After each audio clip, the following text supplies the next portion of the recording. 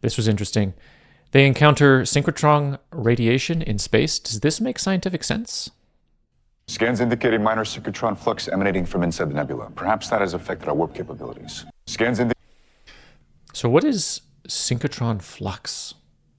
Does that make sense? Well, What is? okay, let's break it down. So flux is the easier one. Flux is just anytime you have something flowing in a direction. So say I have like a pipe of water, pipe of water this way, and then if I draw a cross sectional area. Okay, here we go. If we have a pipe of water, if I draw a cross sectional area, and if the water is flowing this way, then the flux is the water that flows through that area. Okay, so that means in this case that means stuff is flowing. Okay. So what do they mean by synchrotron flux? I think they mean synchrotron radiation flux. So it's radiation, it's light that's going in a direction. And then let's break down what is synchrotron. Synchrotron is when you have a charged particle that does a circular movement, circular motion. And then when you have this acceleration that's coming from the circular motion, you get light that gets shot off. And that's called synchrotron light. Okay. So I've got a Wikipedia page up here. Synchrotron radiation is the electromagnetic radiation emitted when relativistic charged particles are subject to an acceleration perpendicular to their velocity. And let me fill that out. Acceleration perpendicular to the acceleration, that is the type of acceleration that causes circular motion. Circular motion. It is produced artificially in some types of particle accelerators or naturally by fast electrons moving through magnetic fields. Yeah.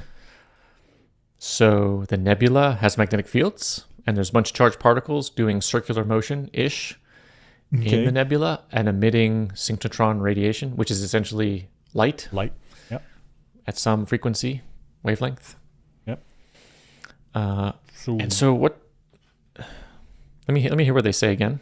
Okay. Indicating minor synchrotron flux emanating from inside the nebula. Perhaps that has affected our warp capabilities.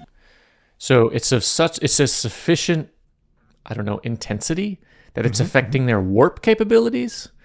I mean, this nebula is giving off some radiation, right? Radiation. They're getting blasted. Right. Spock's like, it's a minor synchrotron flux, but also it's messing up our ability to move. Oh, boy.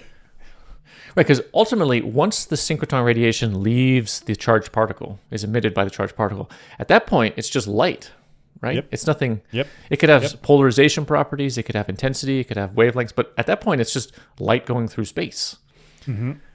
So Spock is saying that their warp drive is getting blasted with light and therefore it's not operating.